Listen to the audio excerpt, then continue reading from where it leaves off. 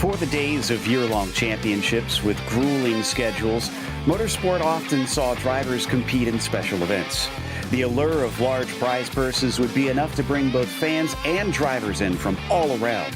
In that vein, tonight we get ready to watch the FEG PC Saturday Night Super Speedway Race 1, and you'll see it all live here on the Global SimRacing Channel.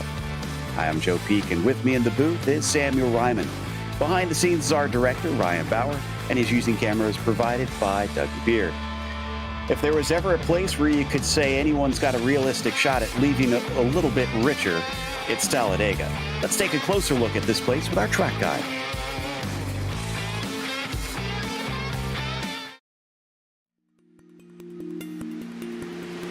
Welcome to Talladega Superspeedway. Not satisfied with his incredible accomplishments with Daytona, Bill France Sr. plucked up a plot of land in Alabama east of Birmingham and had one goal: make it faster. At 2.66 miles and with 33 degrees of banking, he succeeded. Not only is the banking steeper and the lap longer than Daytona, but the track itself is wider as well. As you'd expect, this makes for one of the most unique styles of racing motorsports has ever seen. The slipstream allows drivers to stay with one another so easily that it becomes less about the speeds each driver can reach and more about the strategy of racing in a pack. Bump drafting is a technique in which the car behind actually pushes the car in front so that both are able to reach higher speeds. And side drafting is another in which the drivers use the air off the sides of their cars to slow their opponents down. Staying out of trouble is always a difficult aspect of superspeedway racing, and it's not uncommon to see drivers intentionally move to the back of the pack to avoid the chaos. In fact, the high speeds make large wrecks so hard to avoid that the term "the big one" has become commonplace to refer to the almost inevitable multi-car pileups the circuit is known for. Also, entering pit lane is its own skill, which requires practice in order to slow the car up as quickly and safely as possible. Keeping the car clean and in contention is the main goal for much of the event. Then the final few laps, it's a race to the line, with any alliances usually dissolving and the driver's urge to win taking over. Known for gobbling up cars and ruining a driver's good day in the blink of an eye, Talladega truly holds the title of the biggest and baddest track on the NASCAR circuit.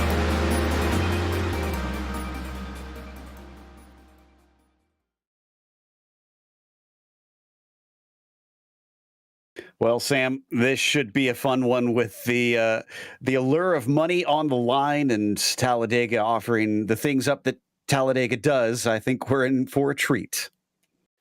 Yeah, absolutely. The largest oval on the NASCAR schedule, 2.66 miles, steeper banking, longer racetrack, and more unpredictability than even its sister racetrack down in Florida, Daytona International Speedway. We know we're always in for an entertaining one when we come here.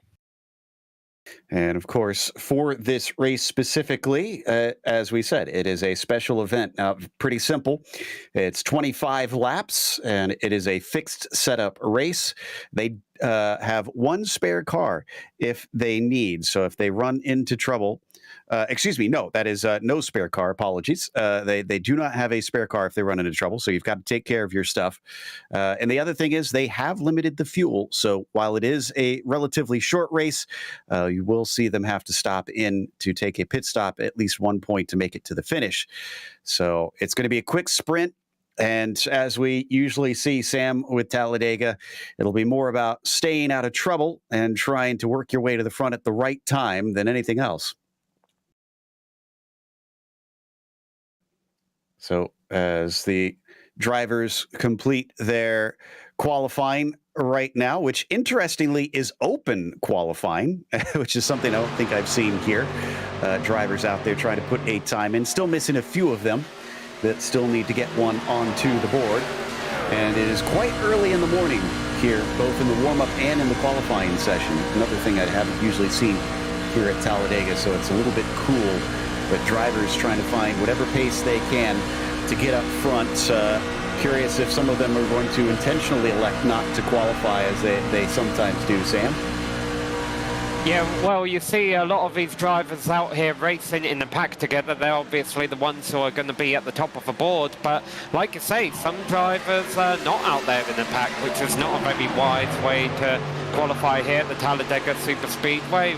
We've got one truck down on the apron there practicing for entry. That's a smart decision. We're going to have a pit stop during this race. It could be a green flag one. And also, for those curious about how the payouts will work for this, first to fourth get $100. So you don't even have to win this one to get the most out of this. And then fifth and sixth will get $50. So there's still plenty that drivers will be motivated to try and fight for, including banging doors coming down the backstretch there briefly. But thankfully that won't matter too much, especially since the checkered flag is out. Now they are allowed, with this being an open qualifying session, to complete their hot laps. So we'll wait to see if anybody can jump out of the bottom. We're still missing, looks like Bailey Curry and Nora Turpak that are out there. But I do see that Noah, excuse me, not Nora, comes to a halt out on the circuit. So I think that might be it for them. And there is Barney waving that checkered flag with nobody else able to complete a lap, unfortunately. Our starting grid is now set, and Steve Korosek is going to be your pole sitter. Matthew Lee going to be next to him, as Nash Brambilla is in third, and then Jeff Merck in the fourth position. Sean Hill starts P5. Devin Ray will be in sixth, followed by John Molahan in seventh. Tony Cox will be P8. Andrew Navarro will be on the outside of the fifth row, with Kenneth McCullough Jr. rounding out your top 10. Yeah, and Road to Pro banner on Andrew Navarro starting ninth there. In 11th place, we have Dalton Randolph starting ahead of Stephen Scott Jr. there in 12th. Jesse Atkinson will start 13th ahead of Zach Garandre. Alexander Church down there in 15th, and Russ Coe in 16th place. Ambrose Nebel, John Darnell, and Joshua McCullough round out the drivers who did not who turned the time in qualifying. Now we get to the drivers who did not turn the time. Jason Jacoby starting in 20th, David Werner and Noah Turpak on row number 11, Art Greco and Logan York, and then Bailey Curry and William Rice round out a 26 truck field. And kudos to these drivers, Joe. A lot of them kind of jumped in late on practice. It looked like we were going to have a small field for a while, but no, we've got 26 trucks and it should be fun. Yeah, oh, that's plenty to have an exciting race here at Talladega. I can promise you that. We just got to wait for the pace car to take off. Should be a single pace lap, and then we start 25 laps around here to see who can take away a nice little bit of cash in their pocket. But we wait for the last of them to grid up. Curious to see who will be quick from those at the back to try to push forward, because 25 laps isn't that long. I have a feeling that it might be a little less time than typical, Sam, for drivers to kind of pull the trigger and try to find their way up to the front. Yeah, well, I've done several super speedway races on iRacing, Joe, and I'm normally good at finishing them, but I'm not necessarily good at winning them. And the reason is because I stay on the low line too much. I don't experiment with my lines and try and see how far I can get up to the front very quickly. And, you know, we got 26 trucks here. 6 of them are going to walk away with a little bit of money. Only the top finishers are going to walk away with money worth bragging about. So if you want to get up there and you want to get that cash in your hand, yeah, you've got to play around a little bit. There's not a whole lot of time to get to know your competitors out here, get to know who you work well with, who you want to avoid, and which lane is going to get you to the checkered flag first. Absolutely. Now, they're being given instructions by race control right now as they start warming up behind the pace car. In fact, one of them already on the bottom. Steve Korosek trying to save as much fuel as possible and is actually ahead of the pace car. Now, I'd be a little bit worried if I was him about getting a black flag, and he is, I think, he was starting to slow down, but he's staying ahead of it. I've never actually seen this sort of situation. Can you get penalized for being ahead of the pace car, Sam? I don't think so, unless your name is Michael Schumacher and it's 1994 British Grand Prix. It shows some F1 history out there for our viewers. But the reason I don't think this is the best idea, Joe, is why do you want to save an extra lap of fuel? The best thing to do in this kind of style of racing is to have the same amount of fuel as your competitors so you can pit with them, so you can get the draft in and out of pit road. Yeah, that's a good point. Not quite your typical stuff there. But like, as we said, for those that missed the pre-race, it's 50% fuel. So while it is only 25 laps, it's going to go by quickly. And the drivers will have to pit in before this is over. Even if we get a lot of yellow flags, I don't think they can make it the full distance on a single tank. There goes the pace car. Remember, it's Talladega, so the start-finish line is not in the tri-oval. It is after it. And then we have to wait a little bit before they get that call from Barney, the flagman, to start this race. And up at the front, Korosek is now up in line on the banking, no longer saving that fuel. There we see Barney waiting patiently, and there it is. Green flag is out. We are racing for a handy wad of cash here at Talladega. Everyone's staying side by side as they get up to speed. It's going to take these trucks a little while. They're 150 miles an hour as they hit turn 1 already. That sounds fast. They just wait for about another 2.5 miles. They'll be going closer to 200. Yeah, good to see a nice orderly start. I'm not seeing drivers swap around a whole lot here. So we watch them fly down the back stretch. Someone kind of dipping up to the high side, maybe thinking about trying a third line, but doesn't look like that's going to work out as nobody goes with them. Korosek continues to lead that bottom line. It's Matthew Lee on the top side. This is a very close, tight racing here up the front. I know they're only going up to speed, but bumper to bumper, literally there might be a couple of 0Xs being passed around in the incident point counter here right now. And I don't really think you want to bump draft or push draft too much with these trucks. I don't think bumpers always line up.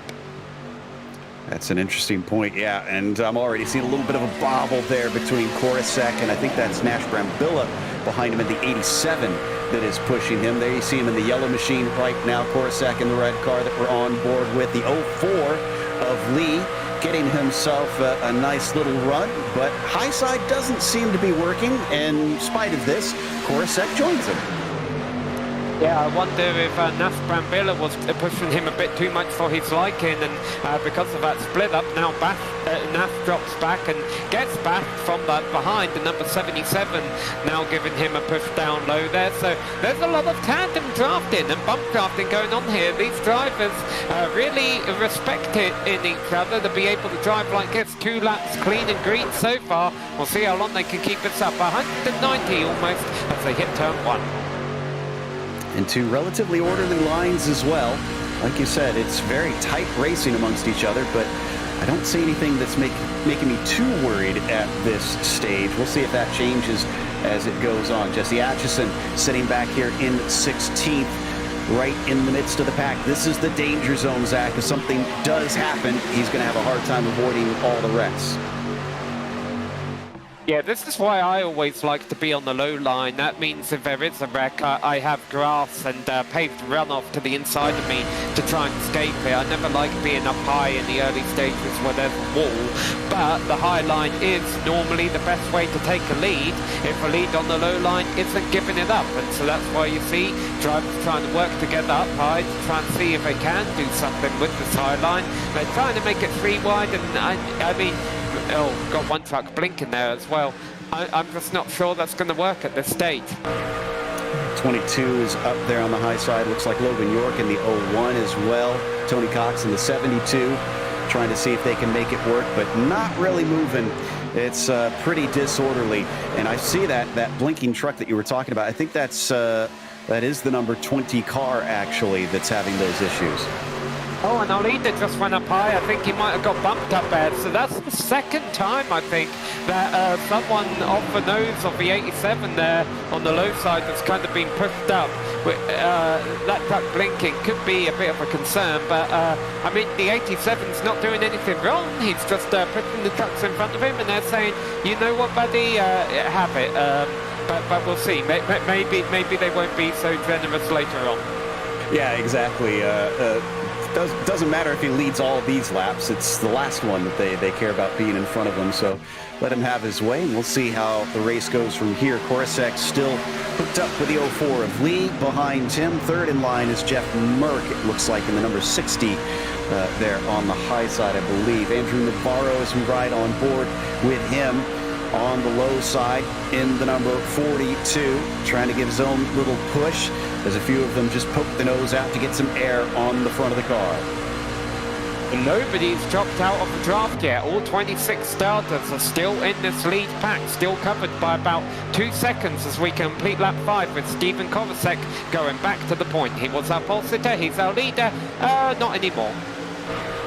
Nope, now the 04 is starting to get a little bit farther up towards the top as the 27 going to switch back to the 87 once again. Maybe he trusts him a little bit more now and likes what he sees there as they push their way down the back stretch. Kind of curious if the pit stops will break this up some. I'm seeing a third line too here, Sam, or at least it was forming, and now it dissipates as soon as I say something. Yeah, I was saying that these drivers were late to practice and might not have had a lot of time working around each other. I'm guessing they were practicing somewhere else, because it seems like they all have a lot of trust and respect to be able to pull this off for 6 laps cleanly. Now 2 wide, why not take it 3 wide? So far they've proved, unless of course they undo all their hard work with a massive wreck right here. But yeah, it seems like they all trust each other now to be able to do this. But that third line has broken up a little bit, but they're certainly thinking about it. Yeah, it keeps appearing, and then as soon as it shows up, everybody seems to be wanting out of there.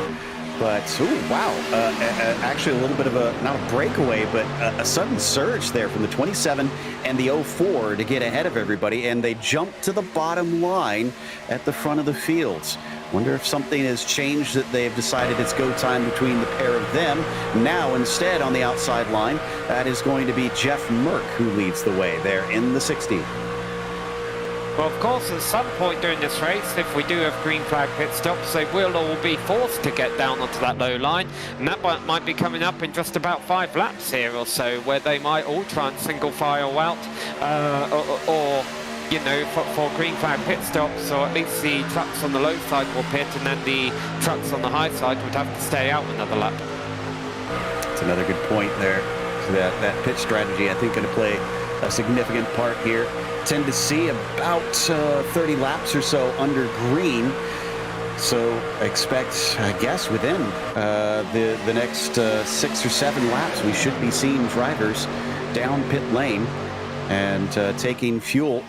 We'll see who tries to dive away first and who will try to make it last all the way to the end of the fuel tank to avoid getting caught a lap down, as they now complete lap 8 up to lap 9. Merck is your leader on the high side. It looked like Ambrose Knebel might have been losing the draft a little bit back in 26, but now he's called it up, so we still have all of the trucks in the lead pack. So that shows that you can fall a little bit far back at the back and still get caught back up. Now Russ Coe in that 26th position, and you can see what it looks like from his perspective. 2 lanes, every now and then you see a couple of 3 wide scenarios, but there's definitely not a third line that has developed right now as they come around to complete lap 9. And soon we'll be approaching those pit stops as the middle lane, or the higher lane, gets a bit of a push there. Yeah, Korosek now switches to teaming up with Merck instead, brings him down to the bottom. Wonder if these are a couple drivers that are teammates outside of this as well, trying to work together to get them all in a line down at the bottom as best they can. And I think that's now Jesse Atchison that is up on the high side. We're talking about him being quite a fast driver when it comes to the oval side of iRacing. Well, there you go. He is up to the front pretty quickly. Yeah, over 6,000 die rating, but the highest die rating in the field goes to our pro driver, the number 42 of Andrew Navarro. He has an 8,000 die rating, which makes my 2,000 and something seem horrible. Well, sometimes it isn't about comparing. It's just about getting out there and having fun. Right now, these guys seem to be doing that as they flash past the finish line once again. We've had a few movers, definitely. David Werner is up 11 currently. So is Jesse Atchison, who I mentioned not long ago. But also some drivers that are electing to go the reverse, curiously. Tony Cox has lost 14 positions and is toward the very back of the field. Not sure what he's up to here. It could just be avoiding the danger of being up front. We're seeing a lot more bumping and banning up front than we are at the back, but also it could have just gotten shuffled out of the pack at some point. Ultimately, everyone's still within 2 seconds of a leader. We have a round of green flag pit stops coming up. This is still anybody's race, and here come the stops. Oof, and there's a lot of them peeling off, one of them locking up as they get down into there. So far, no wrecks. Let me see if everybody made it without a black flag. Indeed, they did. Now, can they get out as a pack? Well, the other problem is we've got so much side by side that these drivers are going to have to be careful not to run into each other as they come into their pit stalls. Once they get in their pit stalls on iRacing, the cars can kind of go through each other. But here we go. They're all going out again. Hopefully, they're all on the same agenda for tyres. You would imagine nobody's taken tyres because of how short this race is. And it looks like they all pulled it off without any contact. Now, let's do the same again. Exactly. We go back to our lead pack still racing. I would like to think that they are going to respond in kind. Yes, I see most of them. A few maybe staying out, curiously. A pack of 4. Everybody else heading in, though. Some of them quicker to the line and others almost losing control. Atchison has to gather it back up. But as they cross the pit limiter, looks like nobody got a black flag. Andrew Navarro, our pro driver, he was really the one who gained the most out of that. I think he was about 4th in line as they hit the braking zone, but he was the first one into the pit road. So Andrew Navarro, I think, is going to win this race out pit road out of his second pack to pit. And my guess is they'll rejoin exactly with the pack who's currently out there on track. So Werner stays out leading the group. They've also got Dalton Randolph kind of hanging off of them back there. Doesn't want to fall back too much. Will we see all of them pit in this time? It looks like the answer is yes. That is the end of the pit window. And Dalton, much braver on the binders compared to everybody else as we rode on board, seeing him gain behind him. Looks like Korosek is leading the group that is back out and up to speed. A couple drivers with slow stops that are going to be out of a draft. Russ Coe took the tyres. I don't think anyone else did, so that's going to push him out. Ambrose Knebel, he lit his rear tyres up, exiting his pit stall, went through the grass, and that cost him a bunch of time. Ooh, what happened to Brambilla, though? I see. Did he get a penalty? I wonder if he actually had a black flag on that stop, because it looks like it based on time. Yeah, look at this. These 4 trucks are rejoining the lead pack, but this has broken up a lot more than I thought it would.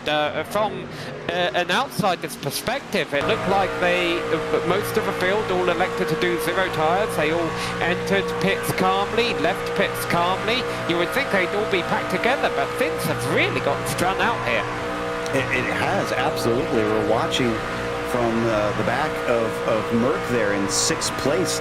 Top 6 just basically have been all back in a line, and I'm starting to suspect again that this is perhaps a group that tends to race together often, if not actual teammates, and we see them cross through the tri-oval once again. Let's see, what's the gap? It's about 2 seconds to York. I think it might be doable that the next tiny little pack could catch them up. I was taking a look back at Naf Brambilla. You mentioned that he may have had the penalty. He was long in his box, and I was watching him down pit road. It looked like through all the pit road he was flirting with 56 miles an hour, and so my guess is he did just a bit too much of that. Oof, that is a real shame. Trying to find that edge. Of course, I don't know why you would do that, because you even mentioned it, Sam. You don't want to lose the group that you're with when you pit with them, so curious why he was doing that. Well, you say that, but this is so competitive. Look at how we have a 6-truck breakaway. And I think when you have this this good the caliber of super speedway racers racing together, every tenth of a second does make a difference. And so those drivers who were a little bit slow on pit road, they're no longer part of this 6-truck leading pack. And I know we've got a second pack of about 3 trucks back there, but it's going to be hard to catch this pack of 6 while they're running nose to tail like that. Although they are running faster. I take that back actually. The second pack is coming. Yeah, so last lap, let's see, Merck ran a, looks like a 51.077, and this group a 50.2. Oof, yeah, they're gobbling them up. Look at that. They are rushing up to the back of him. It's only a pack of 3, but they're working together quick enough that they're becoming a serious threat. And there's a third pack being led by a familiar name to racing fans, Bailey Curry, from 11th on back. And look, these 2 packs have finally merged, and they're going 3 wide into turn 1 and 2. Well, what was single file has suddenly fallen into a 3-wide scenario, and jumping to the middle is that number 27, who has been so quick to change hands as soon as he feels like the tides are changing. I kind of worry about that for Steven. I feel like he's not really making any loyalties out there. No, the other thing, again, we mentioned that third pack, which is now the new second pack, about 4 seconds back of these drivers. As they run 3 wide like this, that's going to slow them all down, and that second pack will eventually catch them if it stays green. And watch out for Kenneth McCullough Jr. That's, you see, he's the next one up for Bailey Curry, and he's part of the main pack, but he's leaving about 5 cars width between himself and that front group. I wonder if he's banking on making his move at the last lap, and until then, leaving that extra buffer to be able to take away the lead if they all wreck. Yeah, that's normally a desirable strategy for some drivers on iRacing at super speedways, is to sit just about half a second back of a main pack, hold on to the draft, but know that you've got a little bit of time to react if something happens. So we saw the lap truck of Nasser Brambilla getting out of the way there for that second pack. The lead pack last lap around was 51.4. The second pack was a 50.8. So they are slowly but surely eating down that gap. They've got 7 laps to do it now as they cross the line, so they don't have a whole lot of time, but if they can cut down that 3.6 seconds, they could be in it for a win. Honestly, anybody still on the lead lap, which includes 25 of our 26, are technically still in the running for the win. Yeah, well, I mean, that could be all 26 if you got caution and the lucky dog happens. However, Russ Coe is about to go a lap down, so of course that would put him in the lucky dog position. You'll see it when the camera pans here. That's the truck up high toward the wall. He's going to run that high lane, stay out of the leader's way. 77 gets moved up a lane. I think that was a bump gone wrong there, but he was able to save it. Yep, so now only 24 left on the lead lap. Alex Church, the last of them, is actually pushing along Ambrose Neville. So 2 cars going to get swallowed up here in a second, the way this pack at the front is racing. Back into turn 1. Sean Hill, now one of your 2 leaders alongside Korosek at the front of the 2 lines. Yeah, so Sean Hill has the 77 on his truck on screen, but you can see in timing and scoring that 77 is a custom number. He has the number 16 on timing and scoring. So there is another 77 out there, which is Stephen Scott Jr., who's part of that second pack. So that could make things a little confusing when they merge here in a couple of moments. Yeah, certainly. And he's going to jump in front of Stephen Korosek and allow Matthew Lee to now lead that higher group. Watching Kenneth McCullough Jr.'s perspective, still at the back of the pack, still doing exactly as he was before, just leaving space between them this last time through. McCullough Jr. ran a 51.060. Werner chasing him, 50.927. That's only about a tenth. I don't think that's going to be enough. Yeah, this lead pack has definitely calmed down a little bit. But of course, the other thing is I keep making Formula One analogies today, much like DRS in Formula One. You know, the goal is to get within a second, and then the aerodynamics will do it for you.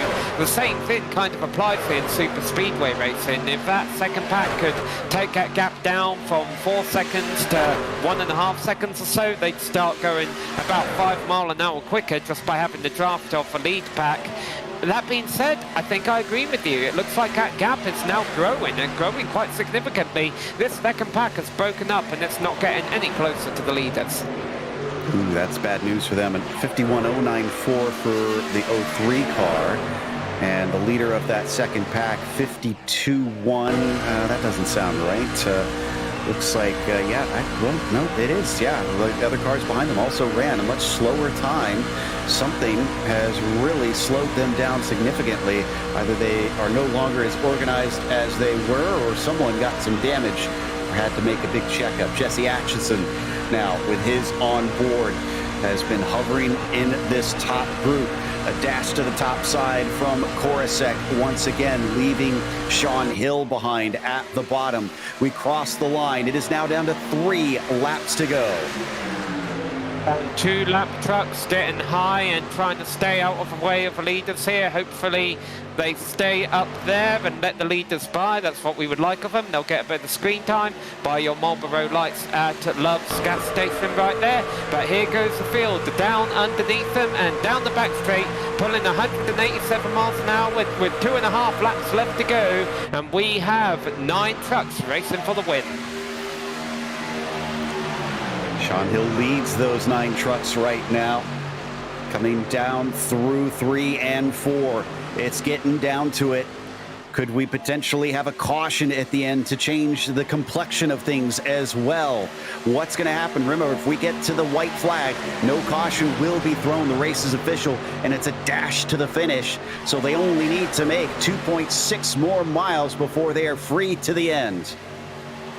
And those drivers are Sean Hill, who was the leader last lap around, Stephen Korosek, who has been quite entertaining to watch today, John Molahan. We haven't always mentioned his name a lot this race, but he's been there. That's the case with Matthew Lee, Zach Rain. I don't think he's been up front today. Jeff Merck in the 60. And then we have a couple of those lap trucks have kind of integrated into this pack. Will they mix things up? We'll see. Jesse Atkinson is back there. Andrew Navarro, the Road to Pro driver, 7th. Kenneth McCullough Jr. And, sorry, he's the 9th and last one of them. So here we come. White flag is about to go up in the air, and the race is on to the second. Ooh, it's getting a little bit more spicy out there as cars chop across, including that 27, dancing back and forth between lanes. White flag, 1 to go. We are going straight to the finish without a single caution in this 25-lap sprint. Korosek gets a good push from the 04. Let's not forget, it's not about the winner necessarily. It's the top 4 that get $100. 5th and 6th, $50 to their name, Sam. Yeah, oh, there we go. The 27 goes down low. He's going to block that run there. I've been trying to watch the 2 trucks work together on the high line, but it's not working for them. It's down to 2 lanes with the 04 leading the high side, the 27 leading the low side, but things are going to get all kinds of crazy as they're coming out turn 4. Can Korosek get pushed back to the front? Because right now Lee is leading it, but he's on the outside. It's the longer lane. Oh, and they're starting to get squirrely behind him. They're all going to wreck across the line. It's going to be a photo finish. And who gets it? I think it's John Molahan. He was sideways. He just had a massive impact with the inside wall, but he was one of the last trucks to wreck, so he was able to skid across the finish line. We got one truck barrel rolling. Our race-winning truck was about to get landed on top of but he quit. I think it was Sean Hill who went barrel rolling at the end here, but here we go. They just try and make a move, and then they kind of all clip each other, and as a result, everyone reckon the 2 makes it to the line by about a nose, but I think it was 6. Someone ends up having a massive barrel roll in the background there. It almost looks like a tornado through the truck, but I couldn't quite tell who it was. Wow. So our top 6 all slid across the line to win the money in the end. And unfortunately for some of them, they were at the front and fell out of those top 6 before they hit the checkered flag. We're going to go through that order in a bit. First, though, we're going to take a quick break. We'll come back with the unofficial results after this. Racing isn't easy, but experiencing it is. iRacing puts you in the driver's seat with the industry's leading sim racing game. Drive on laser scan replicas of the greatest racing circuits from around the world. Go head-to-head against other drivers chosen by skill-based matchmaking to ensure competitive racing at every level. Compete across all your favorite series. In officially licensed cars, engineered to deliver the most accurate driving experience possible.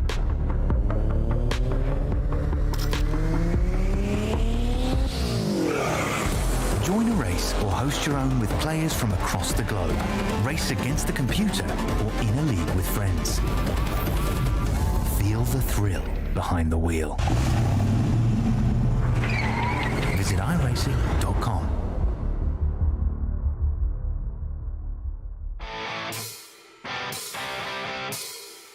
Welcome back to Talladega Super Speedway. The FEG PC Saturday Night Super Speedway Race 1 sees John Molahan take the win and $100. Sean Hill in second, Zach Range third, Andrew Navarro fourth, all get $100 as well. Then it's Steven Korosek, who was leading much of this race and started on the pole. Only $50 to him, but he still gets some of the cash. He finished fifth. And Jesse Atchison is the last driver to get money in the sixth spot. Matthew Lee, he was leading coming into the tri-oval. He had his nose ahead, but with the wreck, he finished seventh and outside of cash-paying positions. Jeff Merck was P8, Kenneth McCullough Jr. was ninth, and David Werner was 10th. And David Werner was the first driver, I believe, in that second pack ahead of Jason Jacoby, Joshua McAuliffe and Noah Turpak, Dalton Randolph, Bailey Curry, Logan York. And look at how close all these times are from 10th down to 17th. Stephen Scott Jr., they were all there in the second pack across the line. Then a bit further back, having bad pit stops were Devin Ree, William Rice and John Darnell. And actually, let's go ahead and round out the whole field here with your drivers who finished on the tail end of the lead lap and a few one lap down, but everyone's still in the race with no crashes this race until the very end. Bart Greco, Tony Cox and four more drivers there rounding up the order, Joe. And we've got our winner ready to talk to us, John Molahan, who was in the thick of that group. And John, we were watching so much lane changing earlier on, but you just kind of hid in plain sight, if you will, not doing a whole lot that we could see. Was that kind of your strategy? Would just stay out of trouble and kind of wait for the end and hope for luck to be on your side? Yeah, man. I mean, we know it's Talladega. The big one's going to happen. There was a lot of team politicking going on up there and a lot of line swapping, lane sharing and whatnot. So we stayed clean all night. We kept ourselves in contention, and at the end of the night, it worked out in our favor. Now, coming to the line as all that was happening, how shocked were you to come away with the win? Did you expect something like that, or were you hooting and hollering? Well, obviously you don't expect that to happen, but it's always a possibility. I was committed to that bottom lane, and Alex Hill and Navarro, or I think it was Korosek up front there, and I was committed to them and staying where I was. And again, it worked out in our favors tonight. What do they say? Some nights you're the dog, and some days you're the hydrant. It's a good comparison. Now, I do understand that with fewer than 35 cars, they may have scaled some of the prize money, but I haven't been told what. Do you know if you're still getting the full 100 here, or what your full prize is going to be? No, at this point, I'm not in it for the money. I'm just here for the respect of the other drivers and to have a good time on a weekend evening. Well, it certainly looks like you guys had that fun. Congratulations on the win tonight. Thank you. It was an honor to be here. John Molahan, your victor. And second behind him was Sean Hill. Let's catch up with Sam, who is with Sean now. Yeah, Sean Hill, congrats on your second place finish. How are you feeling? I'm feeling pretty good. The team, we ran pretty well tonight. It looked like we were going to have a 1-4 finish, but we got took out there during the final stages of the race. Yeah, it all ended a little bit chaotic there. Once you saw that the wreck was going to happen, did you think you were going to be able to sneak through for that second place? Yeah, I was just trying to save it. I was sideways. I don't know how I saved that, but I kept my foot in it the whole time. So yeah, I was just trying to get back up onto the track, make sure I don't hit that pit exit cone and get a penalty there. So I'm glad we got back on track. Sucks to finish second because we're the first loser, but it is what it is. It's play racing. Yeah, and then one driver kind of rubbed it in your face by sending you barrel rolling there at the end. Yeah, that's always fun to see what the guys do at the end of the race. We all love each other at the end of the race, so yeah, it's always a fun time. Yeah, so can you talk about the series? I believe this isn't the only time you're doing this. You guys all know each other, and incredibly respectful racing going on throughout all 26 trucks here tonight. Yeah, all of us usually race as a group. Usually 3 to 5 nights a week. There's money racing going on everywhere. But yeah, we've known each other for a couple of years now. We do this almost every week, and yeah, it's a really fun time getting to know these guys, build bonds with all of them, and we learn how we race. We know our limits. We know what we can do. We know what we can't do. So yeah. Well, it was great seeing 25 laps, or at least 24.9 laps of clean green flag racing there tonight. Commiserations on not getting the W, but thanks for coming out here tonight and putting on a fun show for all of us. Yep, thank you. Then, of course, in third tonight, it was Zach Range coming up from 14th on the grid. But what I find interesting is, Zach, you found yourself in the lead group after the pit stops. I'm sure you guys were quite pleased to have dropped the rest of the field. Were you surprised, though, that some of them caught you before the end? I was actually surprised. As soon as I saw the first group jump down, I knew to jump down with them. I'm a solo doing this. Most of them are in teams and stuff, so I kind of know how it works. And as soon as I saw them drop down, I knew I had to pit, turn off my tires, come right out, and hopefully stay in their draft. And I had someone right behind me to help push me right to it. Now, we heard John saying he's not really in it for the cash, but I'm sure it certainly doesn't hurt in this situation. You have plans of how you're going to spend the money?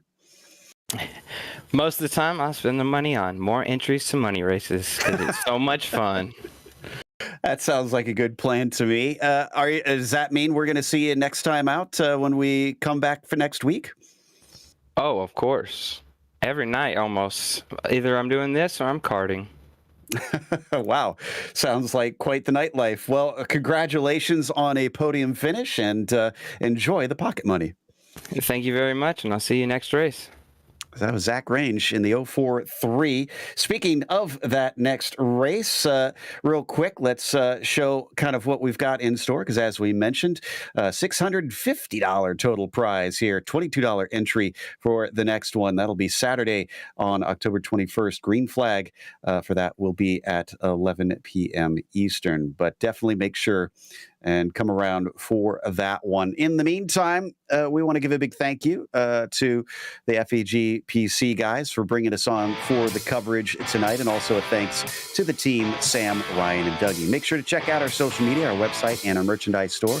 And don't forget to subscribe to our YouTube channel so you don't miss a moment. Like we said, next race will be Talladega once again, Saturday, October 21st at 9:30 p.m. Eastern. And also be sure to check out our other broadcasts that we have listed here. But until next time, race clean, race hard. We'll see you on the track.